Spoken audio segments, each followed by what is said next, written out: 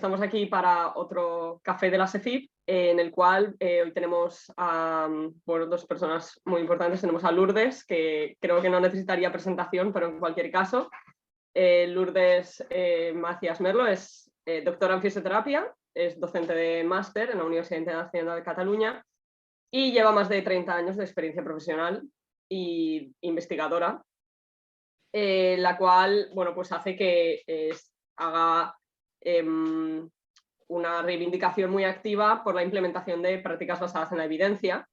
Ha contribuido con diversos artículos, incluyendo su tesis doctoral, y actualmente además es coordinadora española en la EACD, la Academia Europea de Discapacidad en la Infancia, y tenemos con ella a Silvia Campos, que Lourdes la va a presentar, y van a hablarnos un poco de los diferentes puntos de vista desde la figura del terapeuta y de la familia en cuanto a las terapias basadas en la evidencia y las que no lo están. Así que cuando queráis. Gracias, Elena. Gracias. Bueno, pues con Silvia la conocí a través de Twitter a raíz de un post que puso un compañero neonatólogo acerca de las terapias, y a partir de aquí empezamos a hablar, luego hablamos por teléfono. Silvia, pues profesionalmente es ginecóloga, pero tuvo un niño con una hemiparesia, que es gemelo con otro niño, y bueno, tú has vivido pues diferentes tipos de terapias durante estos 2 años. Tienes mucho que decir porque como profesional y dentro del mundo de la sanidad has tenido la opción o la ventaja de poder averiguar por dónde iban las prácticas basadas en la evidencia en cuanto a la fisioterapia. Y bueno, nos gustaría que a través de este café SEFIP nos contaras tu experiencia, un poco empezando por estos meses, después de estos meses que tu hijo estuvo ingresado. A partir de aquí, bueno, cómo queda la familia y cómo luego se os invita o se os dirige a empezar con terapias. Bueno, pues gracias por invitarme a participar. Yo agradezco un montón la oportunidad porque eso habla como muy a favor de la SEFIP como sociedad. Creo que invitarnos a la familia, a las familias a participar y a comentar nuestras experiencias es una cosa que es súper positiva, porque creo que a todos nos da una visión mucho más global de lo que la realidad de la terapia a los niños es, ¿no? Nosotros, pues efectivamente, somos padres de 2 niños de 2 años, Ángel y Alonso, que son mellizos.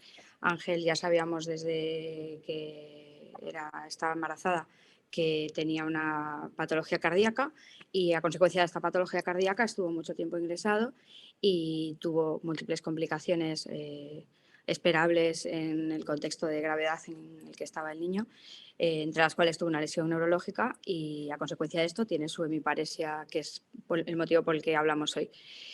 A nosotros en el hospital se nos dio mucho amparo desde el punto de vista médico y clínico, pero sí que es verdad que el diagnóstico pues es algo que va surgiendo a medida que el niño va estableciendo sus necesidades y se va poniendo de manifiesto como un crío con riesgo de dificultades en el neurodesarrollo, ¿no?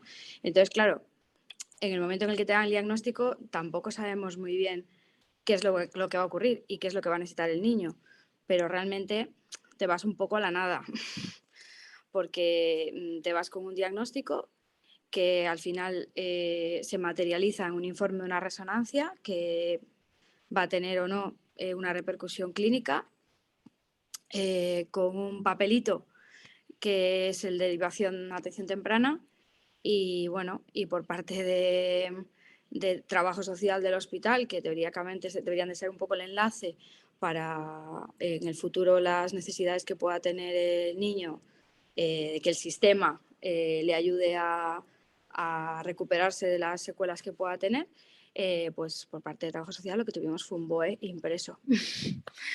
Un BOE, muchos papeles impresos y realmente pues muy poca ayuda a efectos de iniciar todas esas gestiones.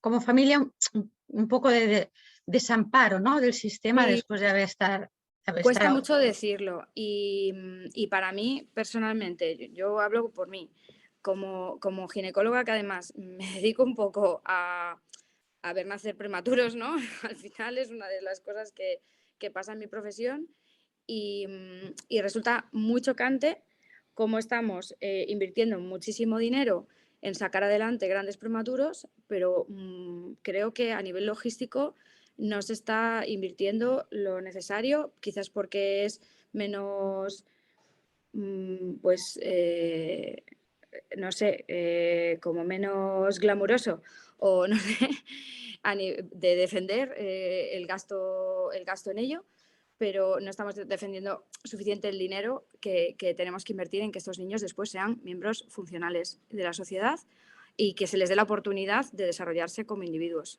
Y para mí eso fue un shock muy, muy importante, la verdad. Sí, tienes toda la razón, porque se está luchando mucho a nivel médico para sacar adelante prematuros de muy bajo peso, pero luego y la detección también va funcionando cada vez mejor en nuestro país, pero luego la intervención temprana luego es como otro mundo, ¿no? Lo que te encontraste tú es realmente que Es un absurdo. Yo desde mi perfil profesional es como si yo le digo a una persona que la voy a operar de un cáncer, pero que luego la quimioterapia, pues ya es que es muy difícil, es que los recursos, es que es muy difícil, es que esto, bueno, ponte aquí en esta colita, espera, que a lo mejor en 10 mesecitos te decimos si realmente necesitas quimioterapia, porque a lo mejor el oncólogo del hospital se equivocaba, entonces nosotros vamos a decidir si realmente necesitas quimioterapia y luego vas a seguir a la siguiente cola, que la siguiente cola va a ser para recibir la quimioterapia, que a lo mejor dentro de 3-4 años. Es que eso lo pones en la portada de un periódico y arde el país. Y en cambio nos parece totalmente lícito hacerlo con niños con una lesión cerebral. es verdad, cuando se nos está diciendo que lo importante es la intervención temprana, temprana, temprana y Por eso seguida digo el del ejemplo de la hospital. quimioterapia, porque Sí, a sí. nadie le cabría en la cabeza que una paciente recién operada de cáncer estuviese esperando 4 años para su quimioterapia. Y la opción Y que te dieron es ir a la privada porque por la pública tenías que pasar por un sistema de claro, valoración y eso tardaba mucho. claro, nosotros hemos iniciado todos esos circuitos y hemos ido pasando por todos esos baches, pero en el punto intermedio de esos primeros meses que son tan críticos para ir cumpliendo pues, con los hitos neurológicos en el ritmo que vaya cumpliendo el niño, pues tienes que acudir a la privada a pesar de que el hospital establece sus circuitos de protección a sus propios pacientes, que es ofrecerles terapia en el propio hospital dentro de sus propios recursos que son muy, muy pequeños. O sea, lo que le pueden ofrecer en las terapias en el hospital a los niños a veces son sesiones de media hora, pero una sesión de media hora con un crío que hay que, primero, cuando están inestables, porque son críos desde el punto de vista médico, que hay que darle su tiempo para participar de la terapia. Y luego, cuando ya son más mayores, pues quien me escuche y tenga un niño neurotípico de 2 años, aunque no tenga ningún tipo de problema, en media hora ni se acaba de concentrar para empezar a participar y ya está saliendo para entrar al siguiente niño. Y las primeras experiencias con las primeras terapias, ¿te parecieron, pues bueno, que acertaban, no? Claro, ¿Qué hiciste tú para ver si realmente pues iban en una buena dirección? Nuestras primeras experiencias fueron, claro, en la privada, esperando a que primero el hospital nos diese ese amparo inicial y luego, mientras íbamos haciendo todos los papeleos, que son una especie de gincana un poco como fantasmagórica,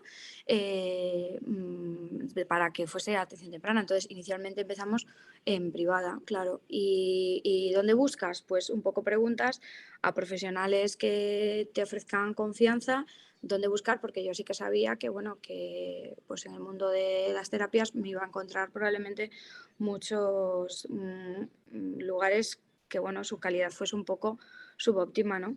Entonces, pues buscas un poco en sociedades científicas como la vuestra, buscas información en asociaciones de pacientes, preguntas a personas concretas del hospital en las que has desarrollado confianza para si conocen centros concretos en donde puedas ir. Es todo un poco como eso. Ir a buscar tú Y acertar tú, y no acertar nos o no olvidemos, acertar.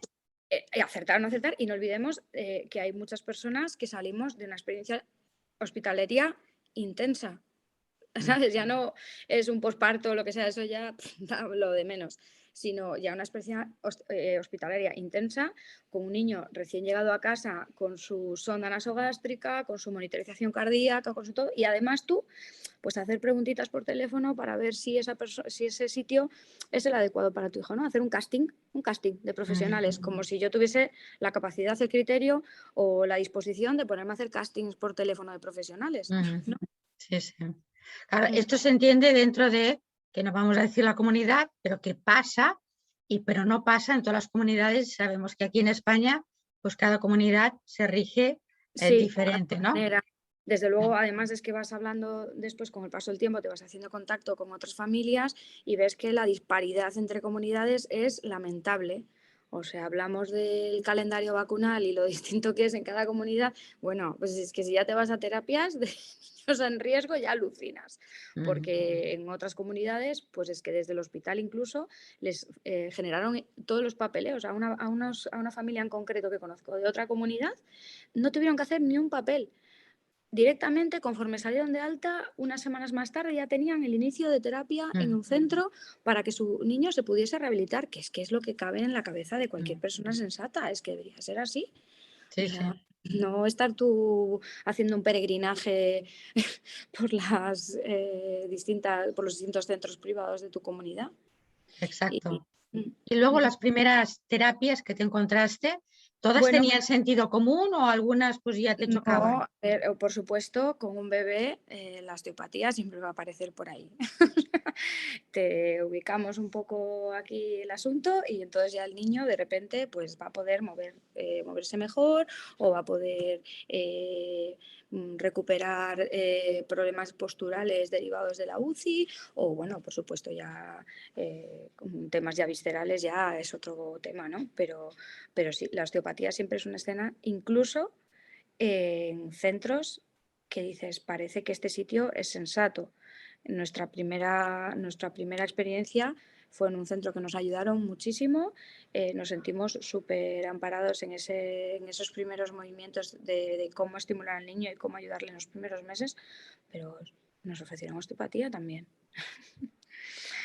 O sea que es muy difícil encontrarte sitios que realmente tengan como un criterio homogéneo y taxativo en contra de terapias que a día de hoy se han demostrado que no son válidas.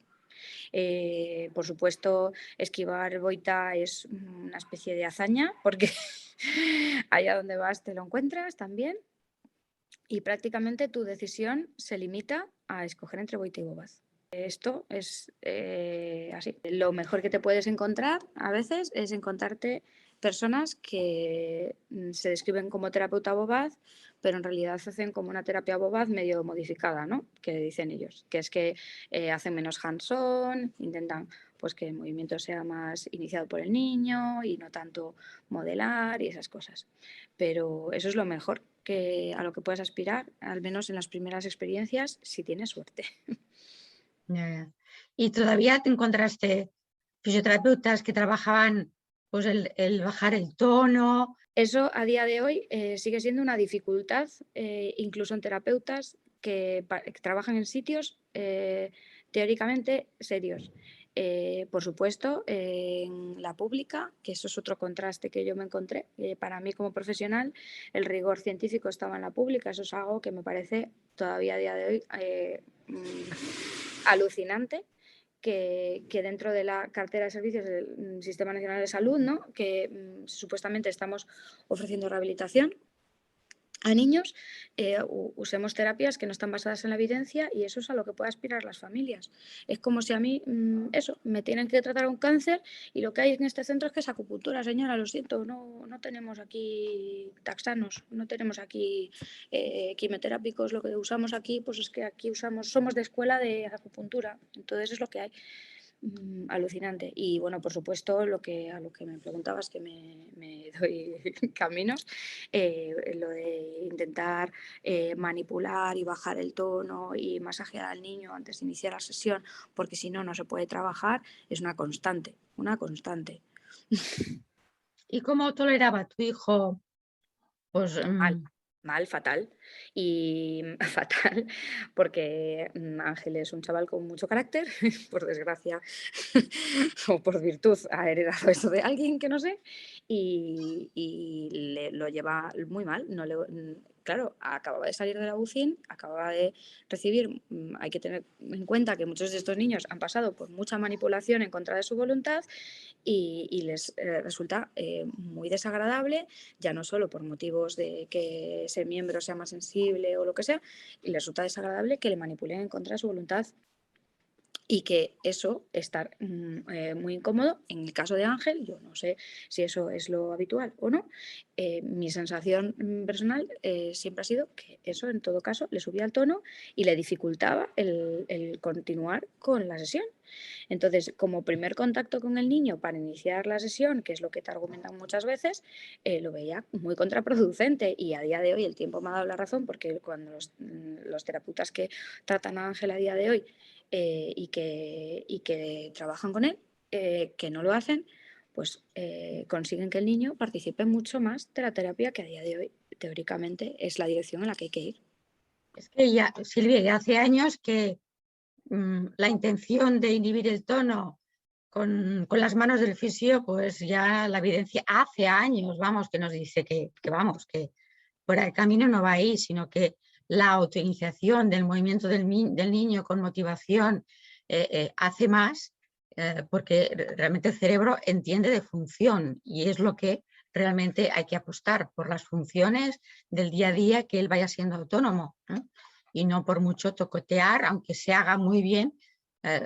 Hoy en día ya no sé, vamos, está desfasado el hecho de que nosotros como fisioterapeutas podamos inhibir el tono. Esto eran teorías del siglo pasado donde, bueno, estaba limitado el conocimiento de la neurociencia, de neurología, pero desgraciadamente todavía pues hay colegas que están en esta línea y está costando, ¿no? Porque mi sensación estos terapeutas... es que muchos terapeutas vienen de terapia manual, del mundo de la terapia manual, entonces les cuesta mucho integrar estos conceptos de lo que es la neurofisioterapia, de aumentar la representación cortical de estos niños, entonces entender que sus manos no son lo que va a cambiar el movimiento del niño, sino que es el niño quien tiene que aprender patrones motores distintos. Yo creo que eso a muchos terapeutas les cuesta como interiorizarlo, la verdad.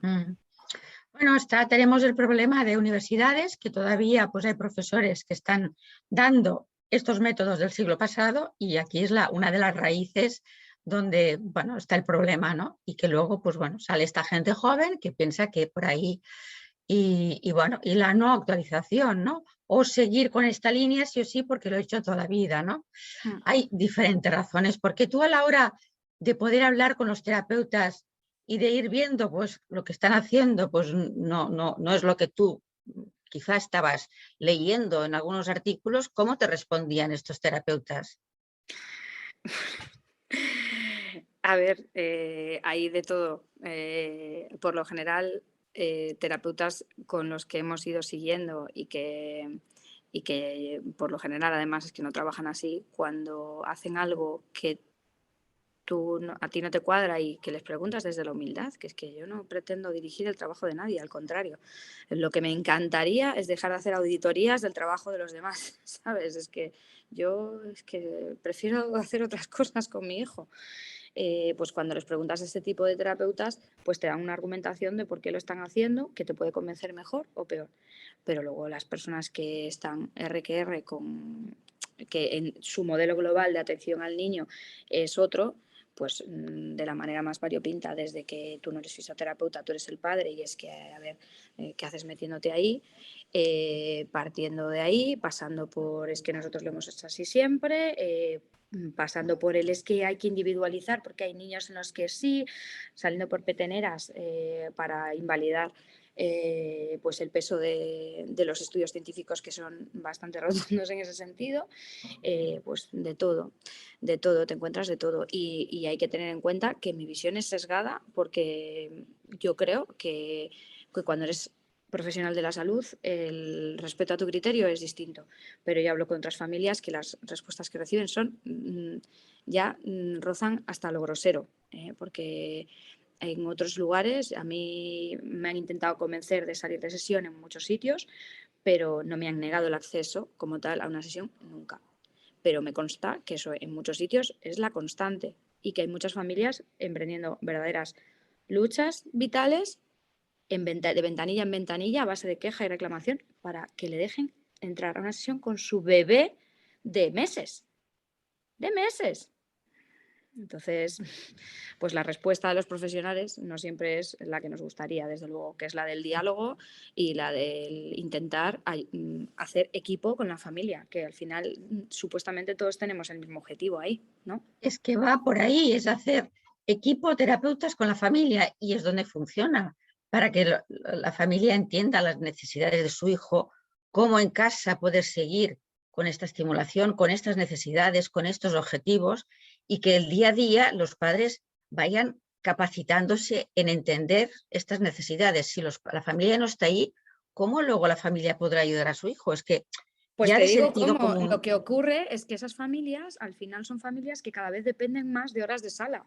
Entonces, esas familias, lo que ocurre es que, porque yo lo hablo con familias, esas familias pasan por la invalidación cada vez mayor de es que conmigo el bebé no quiere trabajar, entonces cada vez para que el niño avance, pues le tengo que poner más horas, porque en casa no consigo que haga nada conmigo, no consigo que trabaje conmigo, que es que además el concepto de trabajar con el niño o de trabajarle la mano a mí me rechina un poco, francamente, porque por suerte he ido consiguiendo que los terapeutas que están con Ángel no verbalicen ese tipo de cosas jamás. Ellos juegan con el niño, ayudan al niño a que aprenda cómo hacer las cosas, estimulan al niño para que tenga ganas de hacerlo de otra manera y acompañan a la familia para que la familia enriquezca el entorno de manera favorable para el niño.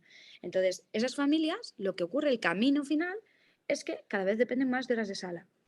Claro. Y hay familias que quizá cada día llevarán a su hijo a terapias y a terapias y a terapias. Exacto, esos niños son familias con muchísimo peso logístico y, por supuesto, económico, porque, claro, muchas de ellas tienen que soportar de todo eso de manera privada y tienen que hacer pues varias horas al día de terapia, varias horas al día de terapia, todos los días y demás.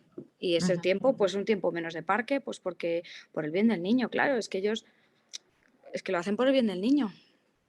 Exacto, que es que ahora nos dicen los adultos con discapacidad que nos pueden decir las cosas, y te estoy hablando de adultos de 30, 40, 50 años, que dices que cuando éramos pequeños éramos esclavos de nuestras terapias. Este es el recuerdo que tienen, fíjate, y estamos aprendiendo porque por un lado nos están diciendo estos adultos que han sido pequeños y fíjate hace 40 y 30 años pues era lo habitual, ¿no? Más el de pues, inhibir el tono, bueno, con estas teorías desfasadas, ¿no? Y que ahora nos están diciendo esto y están otra vez estos pequeños que están esclavos de sus terapias para que lleguen de adultos y no quieran saber nada y luego todo esto sale por algún lado, ¿no? O sea que va en detrimento también a nivel emocional. Una historia tremenda de un niño que cuando consiguió hablar, lo que le dijo a su mamá es ¿por qué me pegas? Porque hacía terapia boita. Y lo que le dijo cuando llegó el momento fue, mamá, pero tú ¿por qué me pegas? Porque lo que el niño había interiorizado era que cada X tiempo, su mamá, cada X horas, le pegaba. Y lo decía no desde el rencor ni desde nada, sino desde el no entender ¿Qué es lo que estaba ocurriendo ahí? Yo no sé lo que va a pasar con mi hijo a futuro, ni dónde va a llegar, ni si estoy cometiendo un error limitando el número de horas de terapia que hace a la semana, o siempre nos movemos en esa incertidumbre, y esa incertidumbre no va solo de la mano del diagnóstico, va de la mano del desamparo en la elección de terapias. Sí, Y sí. siempre vivimos en esa incertidumbre. No sé qué va a pasar, pero desde luego yo estoy intentando que mi niño sea un niño y pueda Exacto. disfrutar de su parque. Y el parque es un lugar fabuloso para que el niño crezca a nivel neurológico y que esté con otros niños Exacto. y que explore y que juegue con una bici y que se meta a nadar en una piscina sin que eso sea terapia necesariamente. Para mí eso es terapia también, porque el mundo es una oportunidad de aprender para todos, neurotípicos y no Mm. neurotípicos. Y lo único que tenemos es que aprender con los niños que tienen otro tipo de contexto es adaptar su contexto para que el mundo esté lo más enriquecido para él, para que Mm. él pueda crecer lo máximo posible, es darle Sí. oportunidades de crecimiento. Exacto. Como dice una autora muy importante que conocemos la mayoría de fisioterapeutas pediátricos, Diane Damiano, dice es que las personas, los niños con discapacidad, tienen que llevar un estilo de vida por su condición. De la misma manera que un niño con diabetes, con fibrosis quística, pues la familia tiene que conocer muy bien la patología para adecuar la dieta, que sabe que tiene que hacer ejercicio, su medicación, y la familia se adapta a este estilo de vida que necesita. Decía, pues las familias con niños con discapacidad también tienen que proporcionar este estilo de vida y tiene que la familia estar como muy informada, muy capacitada para darle a ese niño este estilo de vida que en este caso niños con discapacidad con trastornos del desarrollo motor van a necesitar más movimiento.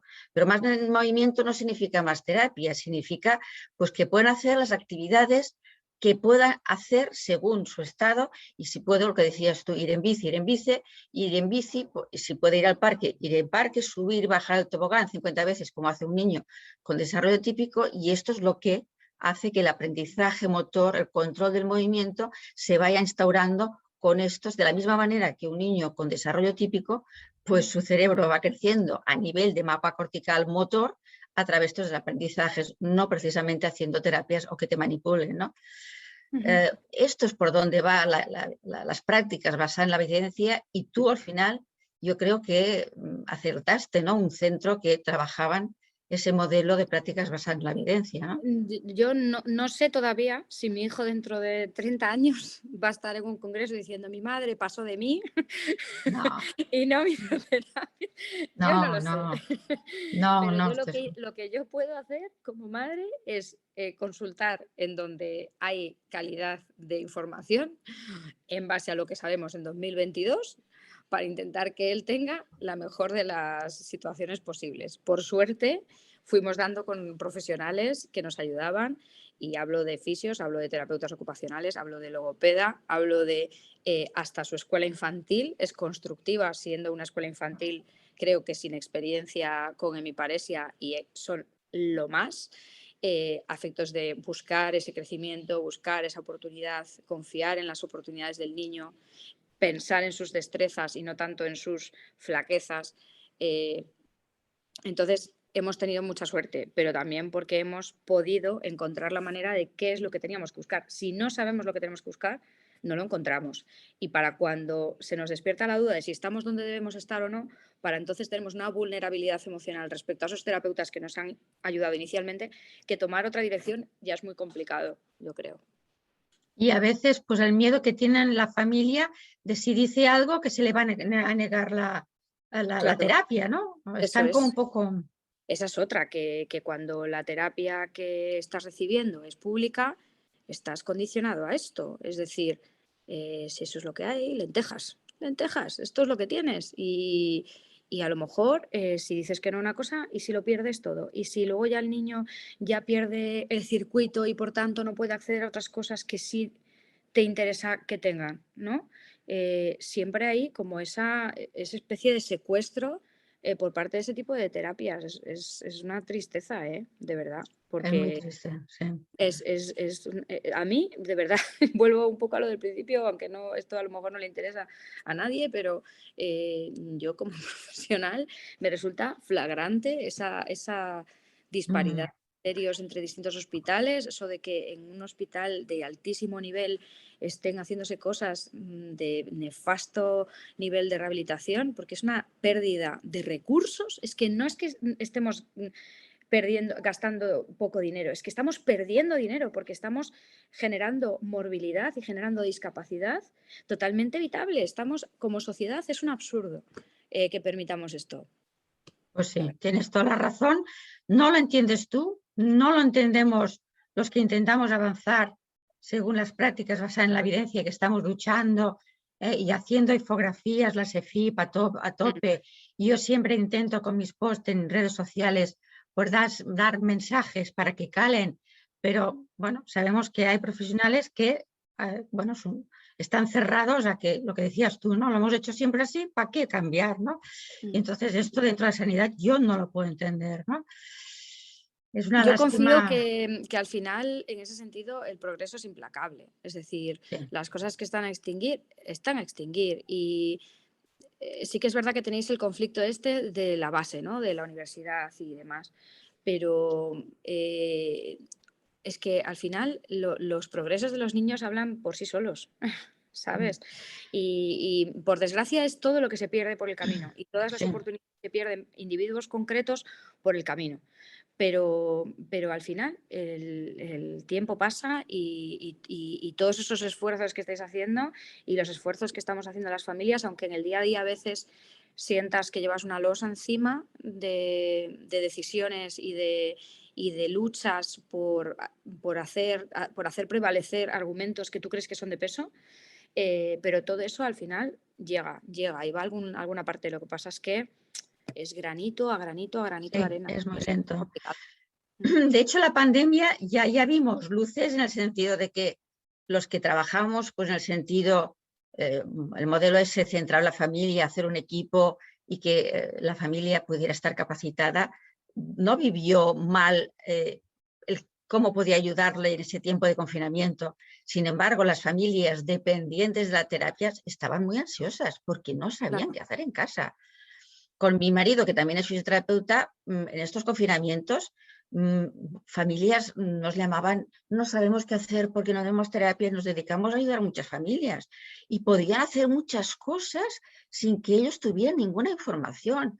Y bueno, yo pienso que esto ayudó porque, bueno, yo pienso que en todos hubo una mejoría sin ir a terapias, y bueno, yo pienso que esto pudo llegar a reflexionar a muchos profesionales.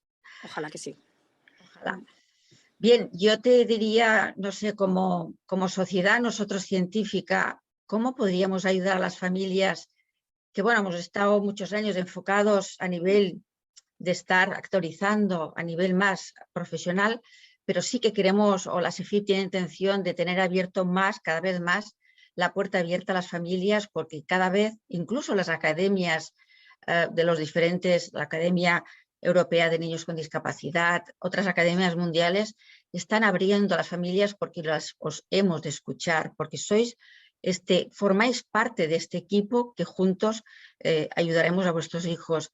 ¿Qué pedirías a la SEFIP como para ayudar más a las familias? Porque yo sé que estás en diferentes grupos de WhatsApp y conoces a cientos de familias y no sé si podemos hacer algo, la SEFIP, entre todos. Yo creo que hay familias que siempre vamos a llegar a toda esa información, porque el problema de este tipo de estructuras, de sociedades y demás, es que potencia el aprendizaje de personas que están ahí y que aprenden y que están en ese circuito, pero hay muchas otras personas que quedan totalmente excluidas de eso. Entonces, yo creo que hay que buscar la manera de que cuando una persona tenga un diagnóstico y esté en esa fase de soledad tan tremenda, que a veces dura mucho, pero que va mejorando, ¿no? Pero el momento de soledad más absoluta, que es ¿por dónde empiezo? Pues que esas personas sepan dónde está ese faro y que tengan un montón de enlaces a partir de ahí, de donde buscar y de ir de piedrecita a piedrecita de la laguna para ir de zona segura a zona segura a zona segura y no perderse en ese magma que tenemos todavía en el mundo de las terapias, ¿no? O sea que sería primero información, Información que esté a de mano, patologías, calidad. de patologías realmente, bueno, ¿qué es lo que implica una patología en concreto? ¿Qué significa la parálisis cerebral? Por O sea, ejemplo, sí. yo que soy, que soy médico y leo y sé lo que son las cosas, cuando recibes el diagnóstico, parálisis cerebral infantil es un buen jarrazo de agua fría y no sabes realmente cuál es la repercusión a largo plazo, cuál es la probabilidad de que tu hijo de mayor pueda ir al banco y encargarse solo de su vida y ser autónomo. Arrojar esperanza sobre la capacidad que va a tener este niño de poder funcionar. No se trata de que nadie te diga si tu hijo va a caminar o no va a caminar, sino que las personas no se queden en el diagnóstico, que sepan qué profesionales tienen que buscar para ayudar a su hijo, cuáles son las distintas figuras. O sea, nosotros desde el mundo de dentro sabemos lo que es un fisioterapeuta, un terapeuta ocupacional, un médico rehabilitador, un traumatólogo, un logopeda, ¿no? Pero que las personas que acaban de entrar sepan qué profesionales van a ayudar a su hijo, cuáles son las estructuras sociales en donde tienen que pedir y que reclamar los derechos de sus hijos, información de ayudas, información, un montón de cosas que en ese momento son o sea, luego pasa el tiempo y te das cuenta de que has aprendido muchísimas cosas, pero en el inicio es un montón de cosas de las que te enfrentas. Es que no sabes ni siquiera que a lo mejor quien te tiene que empezar a informar de esto es un neuropediatra. Nosotros, hasta que nos vio un neuropediatra, habíamos pasado, no quiero mentir, pero 2-3 meses desde el alta. Y ya teníamos un diagnóstico, bueno, un informe de una resonancia magnética y ya habíamos tenido muchas horas de tiempo para pensar y para morirnos de miedo sobre lo que le podía pasar a nuestro hijo cuando en realidad pues es un niño feliz y normal y está haciendo una vida de bebé, de niño de 2 años. Todo ese sufrimiento fue totalmente en balde y fue una pérdida de recursos emocionales y logísticos como familia para buscar cosas que sí nos iban a hacer crecer, ¿no? Bueno, Entonces, porque os faltó en estos primeros meses el profesional, que normalmente es el fisioterapeuta, que ayuda y que guía y que contiene la familia. Y que Sí, informe realmente de todo ese engranaje que exacto. va a ser tu vida en los próximos años. Que luego tú ya lo lees y ya lo buscas y ya profundizas conforme vas necesitándolo, porque tampoco hace falta de repente llevarse un aluvión, pero tener dónde encontrar todo eso, hacer de aglutinar ese liderazgo a efectos de explicar a la familia y ayudar a la familia y acompañar a la familia y que no se pierda en sitios en A ver, donde no va a sí, recibir ayuda. realmente esto es lo que hace falta o hay este déficit cuando realmente, como vosotros, ¿no? Os dan el alta y apañaros, ¿no?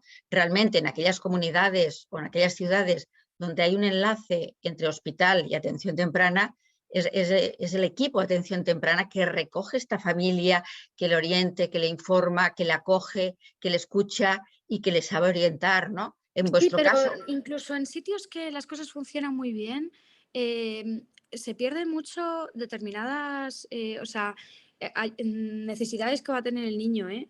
O sea, hay muchas cosas que se pierden, ¿eh? Después. O sea, la lucha que tienen que hacer algunas familias para conseguir que la dificultad del lenguaje de su hijo se tenga en cuenta y que se encarguen profesionales que realmente se encargan de estimular el lenguaje de ello es intensa, incluso en comunidades en donde las cosas funcionan bien, porque se cree que un terapeuta concreto puede asimilar las figuras de muchos otros terapeutas y no se trata de eso, que esa persona sea un poco el que haga de eje y que a partir de ahí se derive correcto, pero las familias tienen que tener también la capacidad de saber que a lo mejor a su hijo le está faltando determinada estimulación de X eje y que tienen que reclamarlo porque se están quedando atrás con eso. Oftalmología, logopedia, todo eso, las familias se encuentran a lo mejor con años de, incluso familias muy implicadas y muy formadas, pues, hasta el tema de maxilofacial. Pues niños que van tardísimo a revisar cosas que en parálisis cerebral se sabe que hay que vigilar, ¿no? Entonces, es un mundo esto, ¿eh? Sí, sí. Nosotros, bueno, la SEFIP va a crear un espacio entre la web, SEFIP y Familias, que se tenía que hacer sí o sí, ¿no? Y vamos a empezar poquito a poquito. Como grupos de familias, pues si nos dais pues esta información de qué exactamente, pues la iré transmitiendo si yo soy el enlace para los de la Junta de la SEFIP. Y bueno, Silvia, yo te agradezco mucho pues este espacio, este tiempo. Gracias Sé a que vosotros. has dado tu versión o tu experiencia como madre. También sé que estás en voz de otras madres, de otras familias, porque estáis en continuo contacto. Sé que España quizá necesita aglutinar pues, todas estas asociaciones, tanto de padres como de profesionales, que cada sociedad va, ¿no? por su lado, ¿no? Por su lado. Y necesitaríamos unificar todo esto dentro de una misma sociedad y es la intención, es la intención. O sea que, bueno, es este camino que hemos de hacer poco a poco, granito a granito, y a través de vuestra ayuda como padres iremos a... Porque tenéis que estar en estas sociedades, en estas asociaciones, tenéis que estar sí o sí, porque, bueno, nosotros por vocación estamos aquí, hacemos nuestro trabajo, pero necesitamos también de vuestras experiencias, de vuestras necesidades para poder construir mejor esta disciplina o este ramo de disciplinas que en definitiva es ayudar a los niños con discapacidad, con alteraciones del desarrollo. Y bueno, aquí está la voluntad, voy a transmitirlo a la SEFIP y de verdad, Silvia, te agradezco pues, que te hayas abierto, que nos hayas dado a conocer esta visión, bueno, en una comunidad muy concreta, no vamos a decir cuál, que puede pasar en otras comunidades, que aunque se haga bien en algunas comunidades, siempre hay cosas a mejorar, siempre, siempre y siempre. Por lo tanto, nos va a servir de reflexión para avanzar en ese camino. Muchas gracias, Silvia. Gracias.